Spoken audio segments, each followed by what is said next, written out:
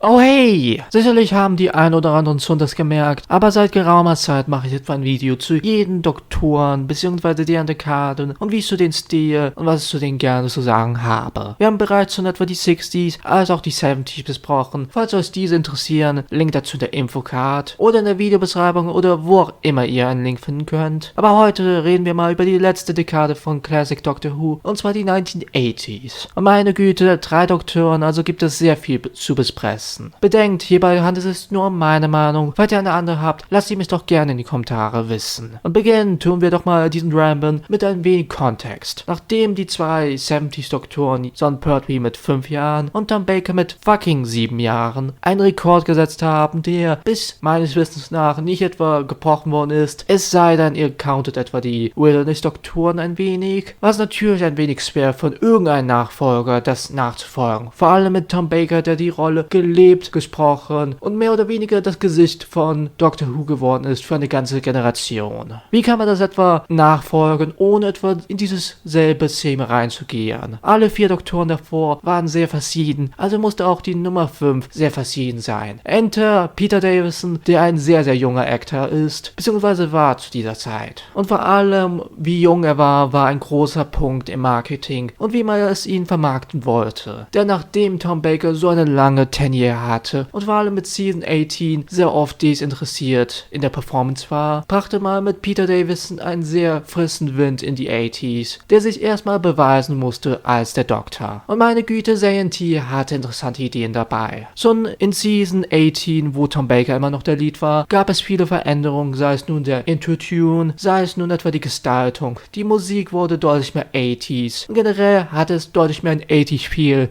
statt etwa die vorherige Season, die sich immer noch sehr wie die 70s angefühlt hat. Und diesen Style nimmt man mehr oder weniger mit Season 19 auf ein neues Level. 80s Music, 80s Intro, alles relativ 80s. Das sieht man auch vor allem mit den Kostümen, denn in der JNT-Ära hat man mehr auf Kostüme gesetzt, statt auf die Anzüge der vorherigen Doktoren. Und auch wenn Tom Baker mehr oder weniger ein wenig in dieses Thema davor gefallen ist, immerhin mit seinem ikonischen langen Scarf, muss man zugeben, dass er immer noch irgendwie ein bisschen mehr grounded ist mit den Anzügen der vorherigen Doktoren. Peter Davisons 5. Doktor, nein. Er trägt ein Cricket-Jumper, einen Stick of Celery an diesen und ist generell deutlich mehr ein Kostüm statt wirklich etwa ein Anzug. Und dennoch funktioniert das wirklich gut für seinen Doktor. Doch wie ist denn nun etwa Peter Davisons 5. Doktor? Nun, es kommt immer darauf an, wo ihr etwa diesen Doktor einordnet, in welche Ära bzw. Season oder auch in welchem Medium. Denn Peter Davison, ähnlich wie auch die anderen 80s Doktoren, sind sehr geprägt von Big Finish, aka die Audiofirma, die zahlreiche Audiodramas produziert hat in der Zeit. Und Davison war einer der ersten überhaupt, der mehr oder weniger bei diesen Outputs sehr mitgeholfen hat. Von daher ist meine Meinung zu Davison auch sehr stark gesaved von dem Stuff, was ich etwa bei Big Finish gehört habe. Denn anders als bei vielen anderen Mediums, wie zum Beispiel Bücher oder auch Comics, kriegt man durch ein Audiodrama die Chance, die originalen Actors zurückzuholen, aber halt eben in Audioform ohne Visuals. Und das funktioniert ziemlich gut, aber das ist ein Thema für ein anderes Mal. In seiner TV-Ära muss ich zugeben, ich bin gemixter Meinung zu ihm. Davison ist ein fantastischer Schauspieler und hat eigentlich immer etwa eine sehr gute Performance abgeliefert. Anders als Tom Baker hat er nie irgendwie diese desinteressierte Phase, auch wenn man merken kann, welche Stories er definitiv mochte und welche Stories er weniger mochte, wie Black Orchid. Dabei ist seine TV-Tenure sehr geprägt davon, dass sein Doktor eine jüngere Interior hat, aber dennoch sehr, sehr crumpy sein kann und an manchen Punkten wie an Hartness Doktor erinnert, statt eben an seine Vorgänger. Denn diese 2 Vorgänger hatten eine sehr besondere Autorität. Wenn sie einen Raum betreten, haltet jeder mehr oder weniger die Klappe und hört diese 2 seltsamen Gestalten zu. Der 5. Doktor hatte eher mehr damit Probleme und es ist etwa ein sehr interessanter Arc, der über die Seasons mehr oder weniger sehr interessant erzählt wird. 80s Doctor Who hatte etwa einen sehr, sehr anderen Approach,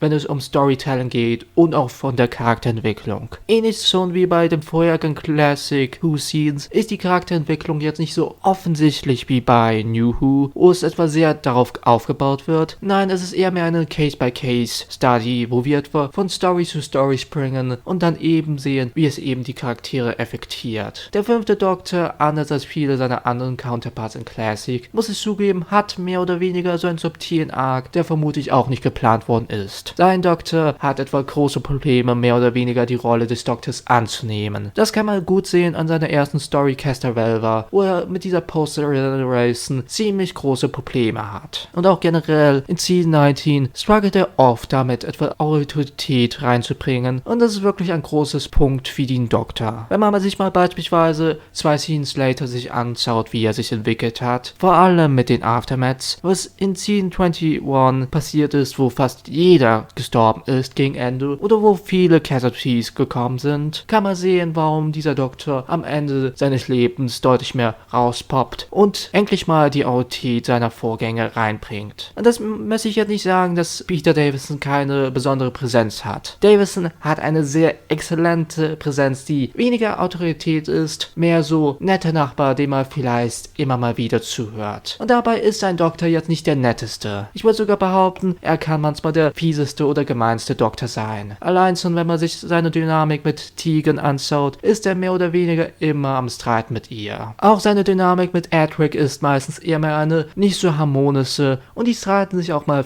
viel. Erst gegen Ende bei der letzten Story mit Edric, Earthshock, haben sie mehr oder weniger eine Balance gefunden, wo sie eher weniger etwas streiten oder denken, dass der andere inferior ist. Aber genau da passiert das Edrics Tod. Edrics Tod ist in der TV-Show nie wirklich großartig aufgegriffen worden. In Big Finish und im EU wurde es interessanterweise aufgegriffen und wurde gesagt, dass der 5. Doktor so ein Doktor ist, der definitiv eher mehr so lange rennt von seinen Problemen, wie er kann, und nie wirklich etwa mit seinen Emotionen konfrontiert werden will. Und das ist wirklich eine sehr interessante und alienhafte Idee für den Doktor, die perfekt passt zu den Doktoren, die wir davor gesehen haben, und auch teilweise zu den Doktoren, die wir später sehen würden. Davison ist definitiv kein Favorit meinerseits. Seine Stories sind sehr unterhaltsam, immer interessante Konzepte, oftmals Hard Sci-Fi und manchmal sehr gute Variationen von Variety, Enlightenment und The King's Demons, auch wenn eine Story super sagt und die andere Story Enlightenment ist, was fucking großartig ist, bietet dennoch irgendwie einen Unterhaltungsfaktor, und vor allem mit nur 20 Stories ist ein Run relativ klein, wenn man sich die anderen Runs der vorherigen Doktoren anschaut, mit der Anzahl an Episoden. Doch ich würde behaupten, dass Davison mit seinen Performances her vor allem später in Audioform überzeugt. Davison ist jemand, der mich deutlich mehr mit seinen älteren Portraits des Doktors überzeugen kann. Sprich die Zeit, wo er deutlich älter wurde und deutlich mehr den Doktor in eine andere Richtung lenken kann. Es ist immer noch der 5. Doktor, versteht mich nicht falsch, aber zugegeben, dadurch, dass er deutlich älter ist, finde ich zumindest, dass seine Performances immer interessanter sind, da er mehr oder weniger in Big Finish mehr oder weniger eine sehr, sehr junge Version von sich selber recapturen muss, aber es irgendwie auch neu einpacken muss, und das ist etwa ein sehr interessanter Schliff an die Sache. Der 5. Doktor hat definitiv Elemente von einem jungen Mann, der mehr oder weniger aged ist, aber so wirklich richtig aufgegriffen wird dieses Element erst so in sein EU-Material mit Stories wie Spare Parts und so weiter und so weiter. Und vor allem durch das EU-Material finde ich mich deutlich mehr im Gefallen dieses Doktors. Er ist sehr anders, aber das ist auch irgendwie sein Vorteil. Denn nach Tom Baker müsste man doch nicht etwa einen Doktor haben, der ähnlich wie Tom Baker die Rolle sich ein eigen macht. Davison hat sich die Rolle ein eigen gemacht, aber auf einer sehr anderen Art und Weise. Ich bin zwar nicht fröhlich mit jeder Entscheidung, die etwa getroffen worden ist in dieser Tenure, muss aber zugeben, dass dieser sehr andere Approach wirklich gut funktionieren kann. Getragen von einer sehr starken Performance von Davison, und generell, wenn es funktioniert, beziehungsweise ziemlich gut geschrieben wird, dann funktioniert es einfach nur großartig. Ein paar der besten Storys von Doctor Who im Classic Run sind vom 5. Doktor und sind einfach nur wundervoll geschrieben. Es sind vor allem die Storys, die diesen Doktor aus seiner Komfortzone rausholen, die einen so gut unterhalten, beziehungsweise legendary geworden sind. Und das alles dank einer fantastischen Performance von Davison, der auch in diesen teilweise bescheuerten aussehenden Sampa es geschafft hat, immer noch glaubhaft den Doktor, den Allerfünften, zu spielen. Und ähnlich schon wie bei der Translation von Tom zu Davison, war auch die Translation zu Davison zu Colin Baker definitiv sehr besonders. Denn Seriety hat sich mehr oder weniger auf die Fahne geschrieben, jeden seiner 80 Doktoren sehr, sehr anders von ihren Vorgängern zu machen. Und Colin Bakers 6. Doktor ist ein sehr besonderer Fall. Colin ist ein großartiger Darsteller. Vermutlich einer der besten, der den Doktor jemals gespielt hat. Unterhaltsam, charmant, und er wirkt auch einfach wie ein sehr netter Darsteller, als auch eine sehr nette Person. Also was kann man da nicht lieben? Nun,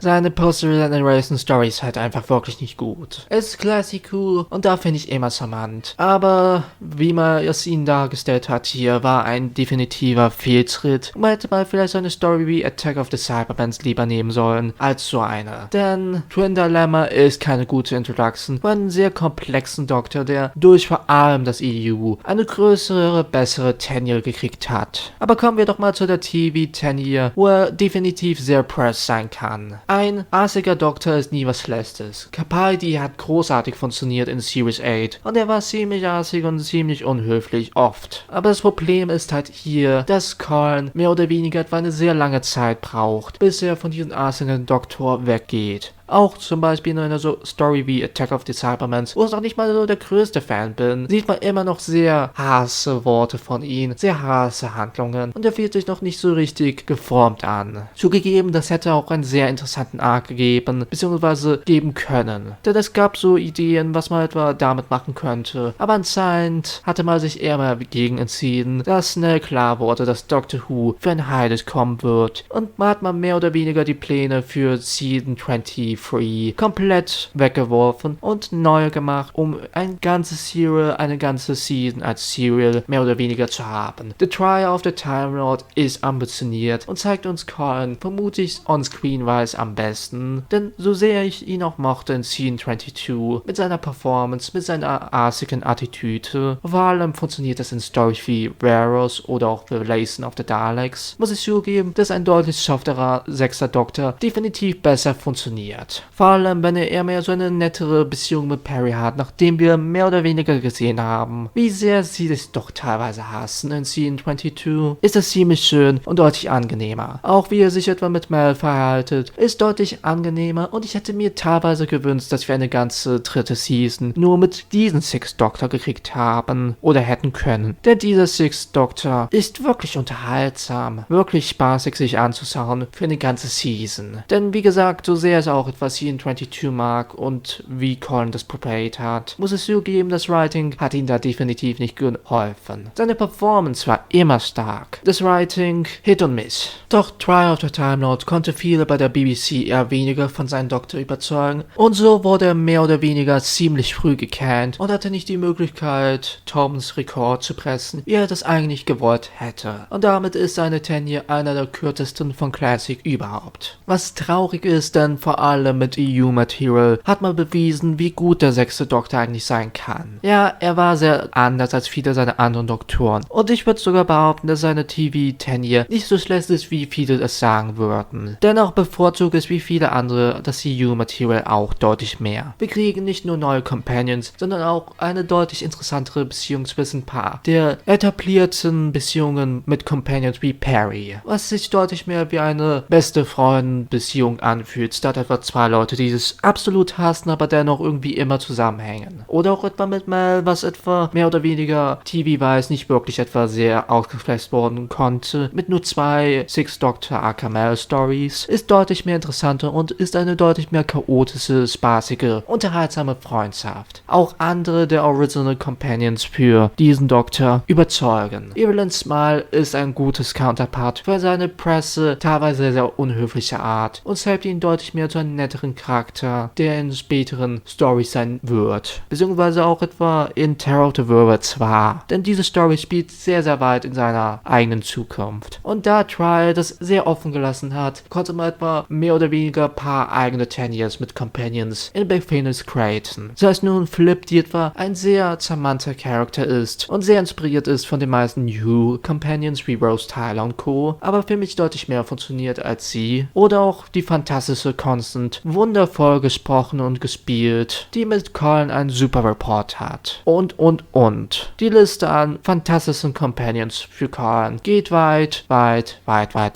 Und ich bin wirklich froh, dass durch Big Finish und halt eben anderen EU-Material dieser Doktor deutlich mehr bekommen hat. Denn sein Doktor, wenn man etwa das richtige Material ihm gibt, kann unterhaltsam sein. Charmant, emotional, autoritätvoll und so weiter und so weiter. Ich glaube, eine Sache, die man wirklich nicht etwa verneinen kann, ist, dass Colin Baker, egal in welcher Ära, egal in welchem Medium, definitiv eine sehr gigantische Autorität hat. Eine, die sogar Tom Bakers Autorität als der Doktor rivalisieren kann, meiner Meinung nach. Und das ist ziemlich spaßig. Ich meine, ich würde schon etwa erwarten, dass jemand mit so einem Rainbow Code so eine starke Autorität hat. Ich meine, wer würde das nicht erwarten? Und ja, sein Anzug ist definitiv nicht der wunderschönste und einfachste für die Augen. Aber fuck it. Er ist ein Alien und man kann mal wirklich spaßige und gute Headcanons machen, warum er das trägt. Zum Beispiel mein Headcanon ist einfach nur, dass er Leute mehr oder weniger anpissen will. Mit diesen sehr krassen und großen Farben, die er weniger mit seiner Personality, zumindest TV-wise, metzen. In Big Finish wird er deutlich softer und ist etwa einer der nettesten Doktoren, würde ich mal behaupten, was ein definitiver großer Kontrast ist zu einem eher mehr unhöflichen, direkten und sehr arsigen Doktor in seiner allerersten Season. Colin ist ein absoluter Treasure als der Doktor. Seine Performance überzeugt eigentlich so gut wie immer. Seit paar der besseren Skripts hat er immer uplifted mit seiner Performance. Und er hat auch eigentlich immer wirklich einen fantastischen Report mit seinen Companions. Was viele Doktoren haben, aber nicht alle mit jeweils allen haben können. Zum Beispiel der 5. Doktor hatte so gut wie kaum Report mit Turlough und auch etwa ein paar der Big Finish Audios vermisse ich ein wenig einen guten Report mit ihm. Und wer zum Fick ist Turlough? Fragt mich nicht. Es ist einfach nur ein Stranger-Typ, der den Doktor mal töten will, aber dann irgendwie cool mit ihm geworden ist und ich vergesse immer und immer wieder Turlough, weil nichts gegen Mark Strickson, der eine sehr solide Performance abgegeben hat, aber so wirklich viel hat er jetzt nicht bekommen. Anyways, Collins 6. Doktor, ein sehr, sehr interessanter Doktor, der leider zu Unrecht für viele einer der letzten Plätze ist. Sehr, sehr anders, aber weiß immer noch, wie er zu unterhalten hat. Und rounden wir das mal auf mit dem letzten 80s Doktor und mit dem allerersten Wilderness Doktor, aka Lucky Number 7, aka Sylvester McCoy. McCoy ist zu der Show gekommen, als Colin gekannt worden ist und wo eine sehr interessante, mehr oder weniger messy Scene 24 entwickelt worden ist. Scene 24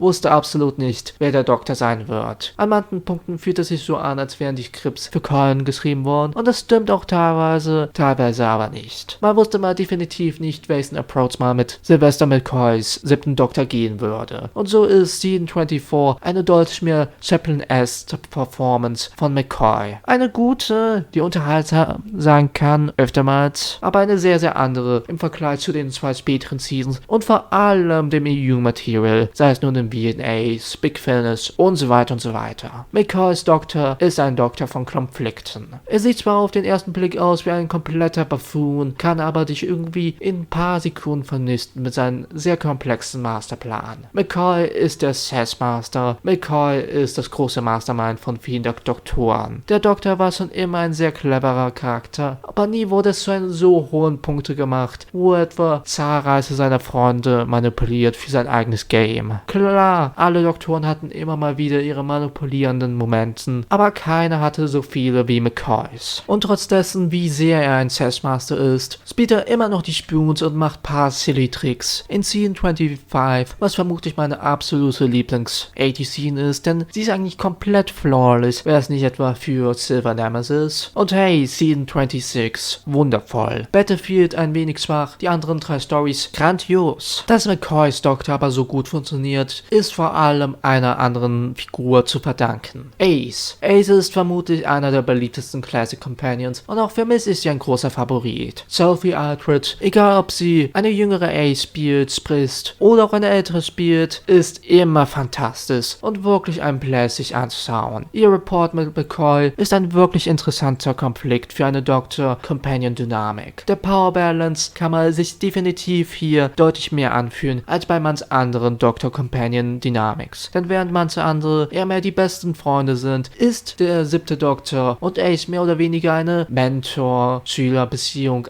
keine Vater-Tochter-Beziehung, aber keine sehr perfekte und eine sehr, sehr flaute. Und das macht irgendwie das Ganze umso mehr interessanter und so schade, dass die Classic Show so früh gekannt worden ist, denn man hätte mal so viel Potenzial noch gehabt, was man mit McCoys Doktor machen könnte oder auch eben mit Sophie Aldred's Ace. Immer wenn die beiden on screen sind, egal ob es mal ein ernsterer Moment ist oder auch mal etwa ein charmanter, CD-haftigerer, es funktioniert einfach nur. Und auch etwa der Report mit Mel in Scene 24 ist kein kein so schlechter, würde ich mal behaupten. Mel war zwar in der Classic Show nie einer der großen Fan-Favorites und auch für mich war sie nie einer der besten, aber hey, sie hat einen ganz okayen Report in der TV-Show mit McCoy. In Bill Fiennes ist das deutlich besserer, der mal ein wenig mehr mit ihrem Charakter gemacht hat. Und dennoch bevorzuge ich etwa Sixth Doctor und Mel. Aber ein anderes Thema. Ich glaube, den 7. Doktor kann man am besten beschreiben mit jemand, der seine Interior nutzt, die sehr buffoonhaftig aussieht. Ich meine, er hat einen Samper mit Question Marks überall und sieht definitiv ein wenig idiotisch aus und kann auch den Idioten sehr gut spielen, aber in Wahrheit steckt er deutlich mehr was Düsteres in sich. Sein Doktor ist ein Doktor, der definitiv die düstere Seite des Charakters wieder mal mehr aufgreift. Sein Doktor war mehr oder weniger ein Punkt, wo man das Mysterium in die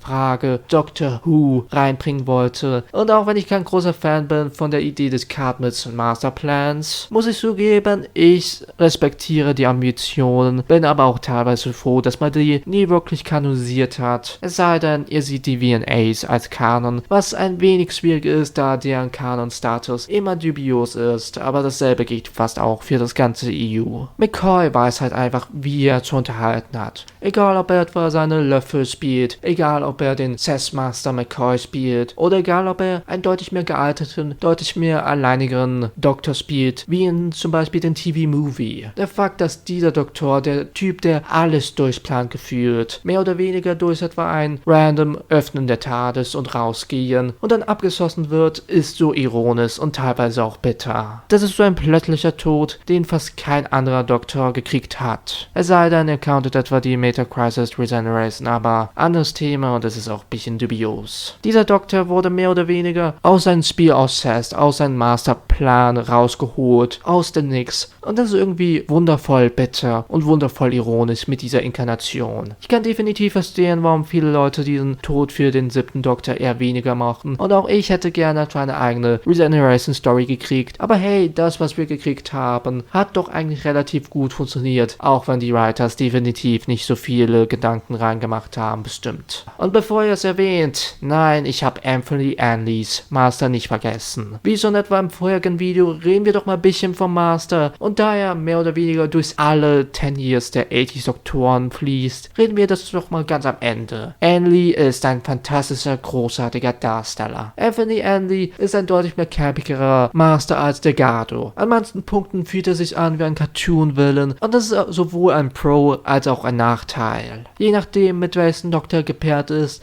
die Dynamik manchmal sehr interessant, manchmal auch ein wenig meh. Zum Beispiel mit McCoy hat er einen sehr interessanten Report, wo man die alte Freundschaft wieder auferweckt, aber es etwa so auf einen 180-Punkt bringt, wo die beiden sich mehr oder weniger einfach nur töten wollen. Mit Davison hat er etwa einen sehr spaßigen Report, aber fühlte sich deutlich mehr wie eine Cartoon-Charaktertour an, leider. Und das ist nicht etwa Anlees Fault, weil Anlee ist immer großartig. Eher mehr das Krypton Fault, denn in der 5. Doktor-Ära hat er definitiv die weakest Outings, wenn es um die Story geht. Ich meine, Time fucking Flight, The King's fucking Demons, Planet of the fucking Fire. Sind zwar nicht etwa die schlimmsten Stories, auch wenn The Time Flight vermutlich die schlechteste 5. Doctor Story ist, aber sehr öde, sehr uninspirierte Stories, die ich eher mehr gerne schnell vergessen werde. Aber ja, Andy war immer großartig da. Und sein Report mit dem 6. Doktor ist eine sehr underrated Dynamik meiner Meinung nach. In den Stories, die er auftaucht, ist zwar er nie der Main Foal, aber das, was man kriegt von ihm oder das, was man zu sehen bekommt, ist immer wirklich ziemlich spaßig und ist einfach ein sehr interessanter Kontrast zu diesem sehr, sehr prassen, egozentrischen 6. Doktor. Denn auch Anlees Master ist deutlich egozentrischer als zum Beispiel Delgado, der deutlich mehr sein Code sagen konnte, statt Anlee, der ein bisschen zu viel von seinem eigenen Master denkt. Aber hey, sein Master ist legendär und hat definitiv einen Platz verdient in die Doctor Who-Historie, denn ohne ihn hätten wir vermutlich keine anderen Masters gekriegt. Und ja, ich weiß, es gab etwa die Crispy Master jeweils in der 4. Doktor-Ära und so sehr ist auch Zephyr Beaver Davis mag. Zugegeben hat er fast kaum was gekriegt an guten Inhalt in Keeper of Draken. Er gibt eine gute Performance auf, aber seine You-Material ist deutlich besser. Andy dagegen immer überzeugend in der TV-Show, immer ein Plätzchen anzusehen. Doch bevor es diesen Ramble bis zu der 1-Stunden-Marke bringe oder ähnliches, würde es mich doch interessieren, was eure Meinung zu den 80s Doktoren sind. Diese Doktoren hatten definitiv eine kleine Renaissance gekriegt, da im Laufe der Zeit die deutlich mehr Gefallen finden bei vielen in den Fans. Manche dagegen hassen sie immer noch oder mögen nur McCoys 7. Doktor, der sehr, sehr anders ist im Vergleich zu den sehr, sehr 80s-haften Davison oder auch Colin Baker. Aber was ist eure Meinung? Schreibt ihr doch gerne in die Kommentare. Und bis dahin, wir sehen uns bzw. hören uns beim nächsten Mal. Euer Random oder so ähnlich. Bye!